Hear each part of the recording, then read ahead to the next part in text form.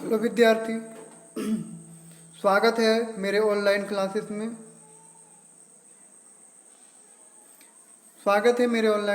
में। मैं फिर से लौटा हूँ आप सभी को। अभी जो पढ़ाया था छोटा जादूगर, उसके पूरे समझाने के लिए, पूरे उसके अर्थ को समझाने के लिए मैं फिर से लौट चुका हूँ। पाठ का नाम है छोटा जादूगर, कक्षा 8 से ली गई है, विषय हिंदी है, भाषा मंजरी, छोटा जादूगर।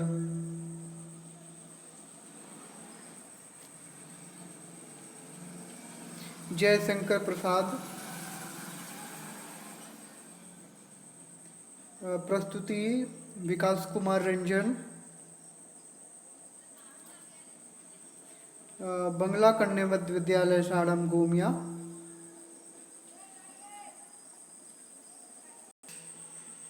बच्चों, इसके पहले मैंने इस पूरे पाठ को आप सभी से रीडिंग लगवाया था। आप सभी, आशा है कि आप सभी बुक में हाथ रखकर इस रीडिंग लगाए होंगे। थोड़ा थोड़ा कहानी अब समझ में आ गया होगा और मैं ले चलता हूँ आपको। अच्छा, आशा होगा कि आप समझ जाएंगे। और इस कहानी को समझाने से पहले मैं आपको कुछ वीडियो दिखाना चाहता हूँ, आप ध्यान से देखिएगा। क्या आप ऐसे बच्चों को देखते हैं जब आप कभी बाहर जाते हैं, रेल के किनारे, बस स्टैंड में? जरूर देखते होंगे, जरूर देखते होंगे। तो आपके मन में इसके प्रति क्या धारणा बनती होगी? यही बनती होगी, लगता होगा कि ये सभी बच्चे झूठ का पैसा मांग रहे हैं, या इनकी क्या स्थिति है, क्या इनको स्कूल जाने का मन नहीं करता होगा। मैं अगले वीडियो में ले जा रहा हूँ जहाँ पर एक महाशय हैं जो जो इन रोड के किनारे रहने वाले बच्चों से बातचीत कर रहे हैं और इनसे ये पूछ रहे हैं कि क्या आप स्कूल जाते हैं। और तो ये बच्चे बता रहे हैं कि हाँ, मैं जाता हूँ और सरकारी स्कूल में जाता हूँ, और उधर उधर जो है उधर जाता हूँ। और ये जो बैग टांगा हुआ है, ये बच्चा आप लोगों को कुछ दिखाएगा, जो हाथ की सफाई दिखाएगा। ये अगर आप इस वीडियो को अच्छे तरीके से देख रहे हैं तो आपको पूरी कहानी एक वीडियो से समझ में आ जाएगी। और ये माँ से इनसे बात कर रही है और कुछ कुछ दिखाना चाह रहे हैं, जैसे ये कुछ जादू दिखा रहा है, इनके हाथ से पैसा गायब हो जाएगा। तो कहने का मतलब है कि बच्चे स्कूल जाना चाहते हैं, लेकिन इनके साथ कुछ न कुछ ऐसी परिस्थिति होती है, घर की स्थिति होती है, पर जिसके वजह से ये स्कूल नहीं जा पाते हैं। और हम लोग बेवजह इनके प्रति मन में गुस्सा का भावना, ही घिन की भावना आती है, लेकिन वैसे नहीं होनी चाहिए। इनका ये परिवार होता है और काफ़ी मज़ेदार होते हैं, इनका भी अपना एक संसार है। और ये सबसे बड़ी बात है कि ये चोरी करना नहीं चाहते, किसी से भीख मांगना नहीं चाहते, ये अपना कलाकारी दिखाकर पैसा कमाना चाहते हैं। और ये काफ़ी अपनी उम्र से पहले काफ़ी समझदार हो चुके होते हैं, क्योंकि वो उनको इतना मेच्योर हो जाते हैं कि उनको कि उनके इनके कमाने से, इतनी छोटी उम्र में इनके कमाने से इनका पूरा घर चलता है। तो चलिए ले चलता हूँ आपको पाठ क्यों ज़्यादा भटकाऊंगा नहीं।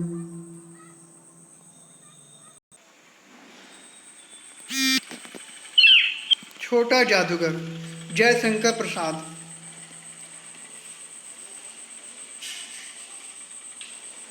कहानी छोटा जादूगर का की है।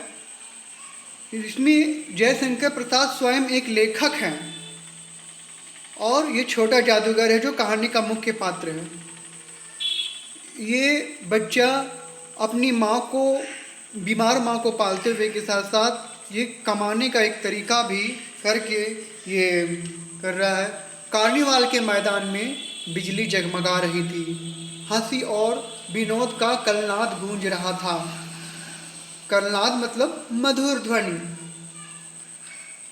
खड़ा था उस छोटे फुहार के पास जहाँ एक लड़का चुपचाप शरबत पीने वाले को देख रहा था। उसके फटे कुर्ते के ऊपर से एक मोटी सी सूत की रस्सी पड़ी थी और जेब में कुछ ताश के पत्ते थे। उसके मुंह पर गंभीर विषाद के साथ धैर्य की रेखा थी।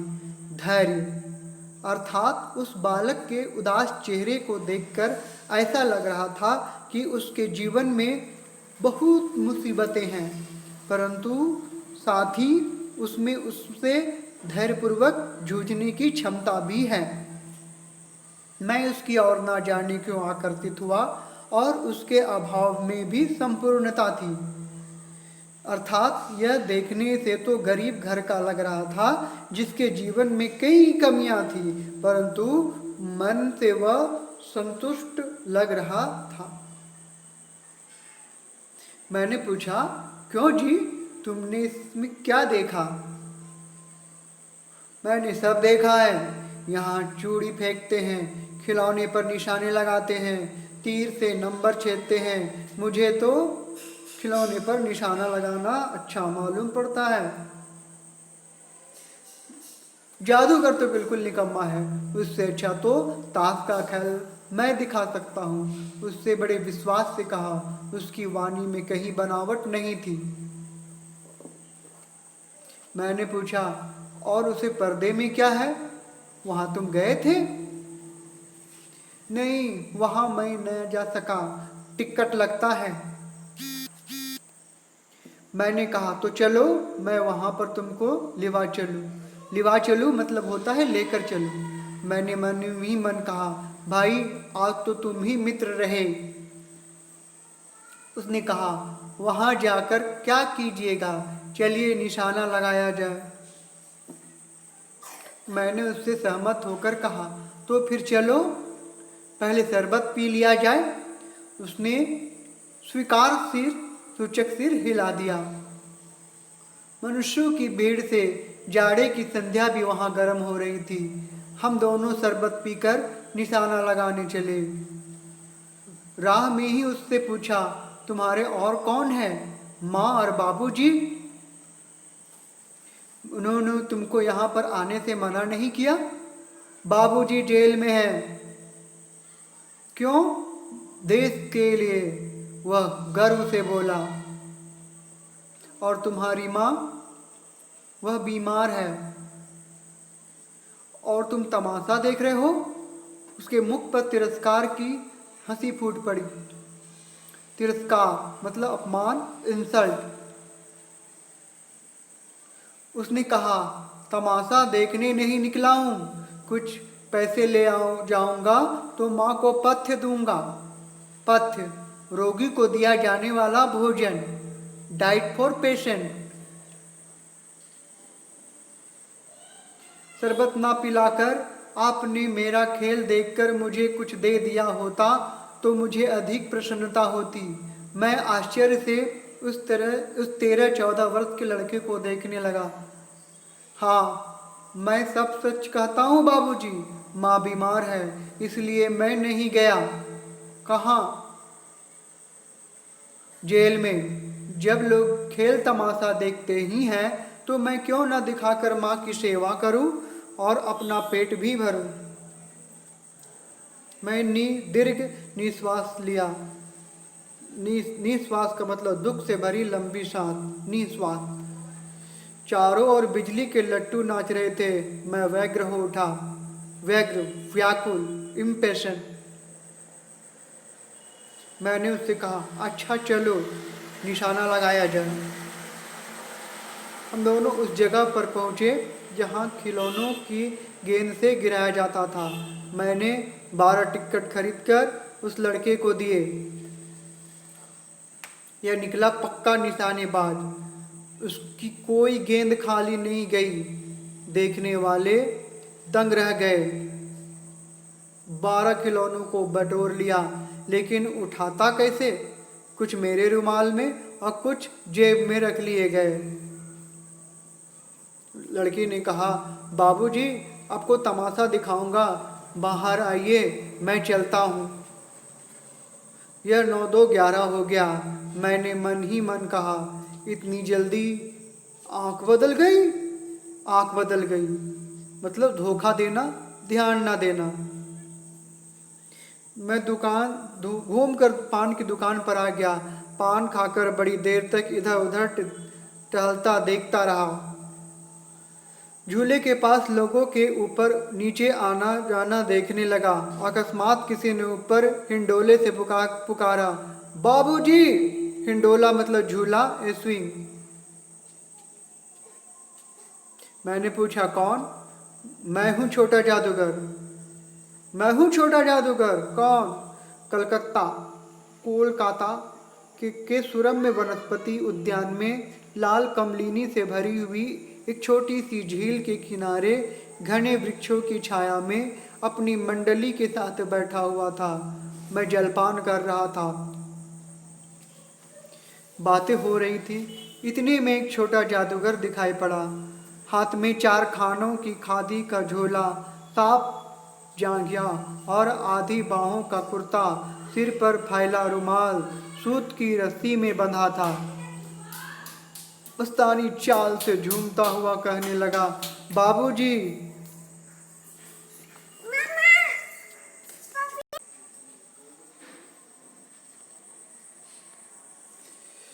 नहीं जी, अभी हम लोग जलपान कर रहे हैं। नहीं जी। मैं क्रोध में कुछ और कहने जा रहा था, तभी श्रीमती ने कहा, दिखलाओ जी, तुम तो अच्छे आए, भला कुछ मन तो बहले। मैं चुप हो गया। दिखलाओ जी। श्रीमती की वाणी में वहाँ माँ की सी मिठास थी, जिसके सामने किसी भी लड़के को रोका नहीं जा सकता था। उसने खेल आरंभ किया। मदरली वर्ड, सौ बिगिन। उस दिन कार्निवाल के संग खिलौने के उसके खेल में अपने अभिनय करने लगे। भालू मनाने लगा, बिल्ली रूठने लगी, बंदर गुड़कने लगा।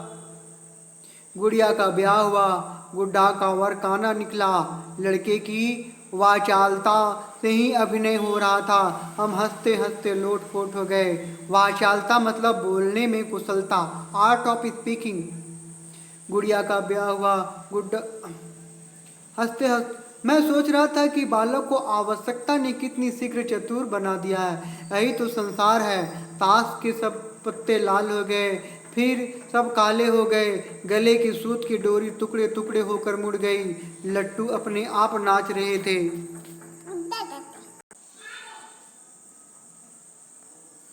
वह सोच रहा था। यही मैंने कहा, अब हो चुका, अपना खेल बटोर लो, हम लोग भी अब जाएंगे। स्टॉप। श्रीमती जी ने धीरे से उसे 1 रुपया दे दिया। वह उछल पड़ा। मैंने कहा, लड़के, छोटा जादूगर कहिए, यह मेरा नाम है, इसी से मेरी जीविका है। जीविका मतलब जीवन यापन का साधन, लाइवलीहुड। कुछ बोलने चाहता था कि श्रीमती ने कहा, अच्छा, तुम इस रुपये से क्या करोगे? पहले भरपेट पकौड़ी खाऊंगा, फिर एक सूती कंबल लूंगा। मेरा क्रोध अब लौट आया। मैं उस पर बहुत क्रुद्ध होकर सोचने लगा, और कितना स्वार्थी है तू। उसके 1 रुपया पाने की मैं ईर्ष्या करने लगा था ना। बालक ने इस कथन से लेखक का एहसास दिलाया कि वह बालक स्वार्थी नहीं, बल्कि वह तो भरपेट खाने और सर्दी से बचने जैसी जरूरी आवश्यकताओं के लिए इतनी मेहनत कर रहा था। वह नमस्कार करके चला गया। हम लोग लता कुंज देखने चल दिए। लता कुंज छोटे से बनावटी जंगल में संध्या साई साई करने लगी थी, अर्थात शाम के सन्नाटे में पत्तों से गुजरती हुई हवा की आवाज़ आ रही थी। अस्ताचलगामी सूर्य की अंतिम किरण वृक्षों की पत्तियों से विदाई ले रही थी। अस्ताचलगामी, डूबता हुआ। शांत वातावरण था। हम लोग धीरे धीरे मोटर से हावड़ा की ओर जा रहे थे। रह रह कर छोटा जादूगर स्मरण हो आता था, मतलब याद हो आता था। सचमुच वह एक झोपड़ी के पास कंबल कंधे पर डाले खड़ा था। मैंने मोटर रोककर उससे पूछा, तुम कहाँ हो? तू यहाँ? मेरी माँ यहीं है ना? अब उसे अस्पताल वालों ने निकाल दिया है।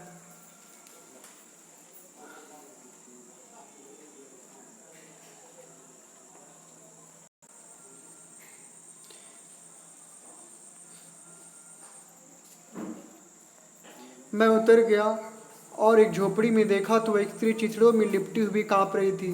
छोटे जादूगर ने कंबल से डालकर उसके शरीर में चिपटते हुए कहा, माँ। मेरी आंखों से आंसू निकल पड़े। बड़े दिन की छुट्टी बीत चली थी। मुझे अपने कार्यालय में समय से पहुंचना था। कोलकाता से मन उब गया था। फिर भी चलते चलते एक बार उद्यान को देखने की इच्छा हुई। कुछ दिनों बाद साथ ही जादूगर भी दिखाई पड़ जाता तो और भी। मैं उस दिन अकेले ही चल पड़ा। जल्दी लौट आना था। कुछ दिनों बाद 10 बज चुका था। मैंने देखा कि निर्मल धूप में सड़क किनारे एक छोटे से छोटे जादूगर का रंगमंच सजा था। मैं मोटर रोककर उतर पड़ा। बिल्ली रूठ रही थी। भालू मनाने चला था। ब्याह की तैयारी थी। पर वह सब होते हुए भी जादूगर की वाणी में यह प्रसन्नता नहीं थी। जब वह औरों को हंसाने की चेष्टा कर रहा था तब जैसे वह स्वयं कांप जाता था, मानो उसके रोए रो रहे थे। अर्थात उसके मन का दुख उसके हर अंग में दिख रहा था। आश्चर्य से देख रहा था। खेल हो जाने पर पैसे बटोरकर उसने भीड़ से में मुझे देखा। उस जैसे क्षण भर के लिए स्फूर्तिमान हो गया। स्फूर्तिमान, उत्साही, एक्टिव।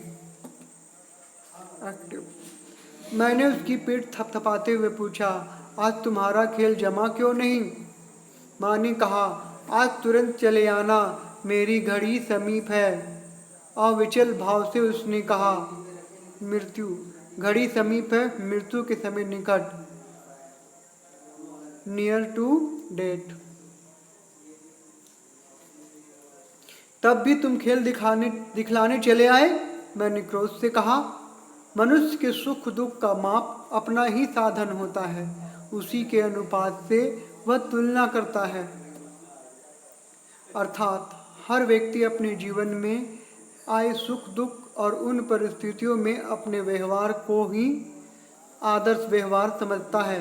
इसलिए लेखक को क्रोध आया कि वह छोटा जादूगर माँ को मरता हुआ छोड़कर खेल दिखलाने क्यों आ गया। उसके मुंह पर वही परिचित तिरस्कार की रेखा फूट पड़ी। कहा, क्यों ना आता? और कुछ अधिक कहने में जैसे ही वह अपमान का अनुभव कर रहा था, क्षण भर में मैं उसे उसकी भूल मालूम हो गई। भूल का एहसास, इंसल्ट। अर्थात लेखक को उस बालक की पुरानी बातें याद आई कि वह खेल दिखा के कमाएगा नहीं तो अपनी माँ का इलाज कैसे कराएगा। झोले की गाड़ी में फेंककर उसे भी बैठाते हुए मैंने कहा, जल्दी करो। मोटर वाले मेरे बताए पथ पर चल पड़ा। कुछ ही मिनटों में झोपड़ी के पास पहुंचा। जादूगर दौड़कर झोपड़े में माँ माँ पुकारते हुए घुसा। माँ माँ। मैं पीछे था, किंतु स्त्री के मुंह से बैं निकलकर रह गया। उसके दुर्बल हाथ उठकर गिर गए। जादूगर उससे लिपटा रो रहा था। मैं स्तब्ध था। लेखक स्तब्ध था उस बालक की मातृ भक्ति से। वह छोटा जादूगर जो दृढ़ता और परिपक्वता के साथ अपनी माँ की सेवा कर रहा था, अब अकेला रह गया था। उस उज्जवल धूप में समग्र संसार जैसे जादू सा चारों ओर नृत्य करने लगा था। अर्थात लेखक को ऐसा प्रतीत होने लगा मानो प्रकृति इस छोटे जादूगर की महानता का गुणगान कर रही हो।